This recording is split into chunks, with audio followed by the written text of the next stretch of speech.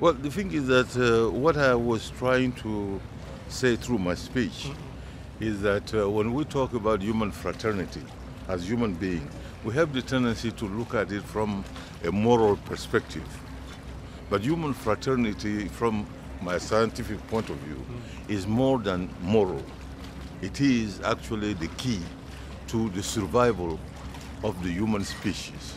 And this is why I talk to you about how even the creation itself has created our solar system with all the 8 planets, different one from the other, each of them following their own dance around the sun and all that, with a different mass, a different speed and all that. But each of those is so well timed. And if you were to perturb just a little bit in any of them, automatically it will perturb the whole solar system. The Earth will not be anymore at the same 150 million kilometers from the sun. We're going to go closer, in which case we're going to burn down, or we're going to go farther, in which case we're going to go into a permanent ice age, and our species will disappear. The same way there is this, how you call it, diversity, even in the planets in our solar system, should tell us that diversity is actually what should make us function even better.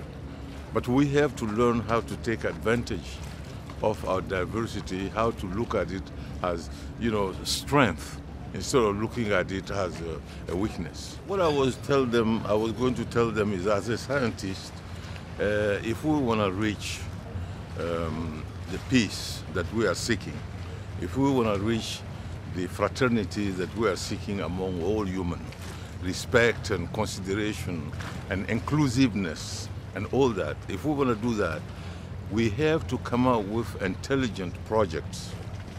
And let's analyze those projects in the most rigorous scientific way.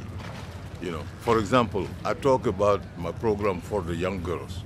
If you look at that program, I am putting girls together from different perspectives to analyze a problem that is common to all humanity.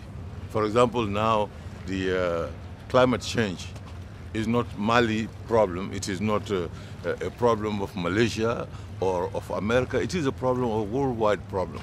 Now, if you want to find that kind of solution, you have to start preparing a problem solver of the future, but in a global way, where they can all come to the table with different perspectives and come out and give you the best solution possible, okay, from what they have observed and what they have lived.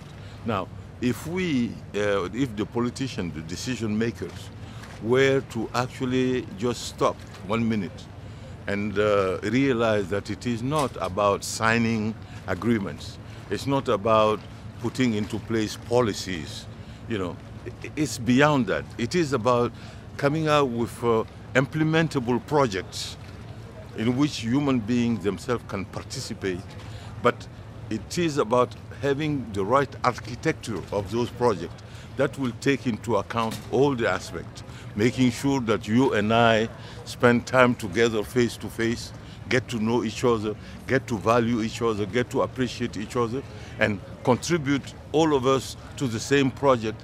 That is something that cannot be, it is irreplaceable. You cannot replace it with nothing else. So, and that comes from the way you do your work breakdown structure. I call it work breakdown structure. At NASA, when we built a machine, the machine usually might have 4,000 parts. But you start dividing it into pieces, like communication system, navigation system, propulsion system, structural system. Once you do that, then you start looking into each of those systems, the detail. When you analyze this project that we're talking about, let's look at it how, the project can bring people close to one another, can get people to know each other, can get people to appreciate one another and value one another's opinion. All that has to be taken into account for the project in the end to deliver all that.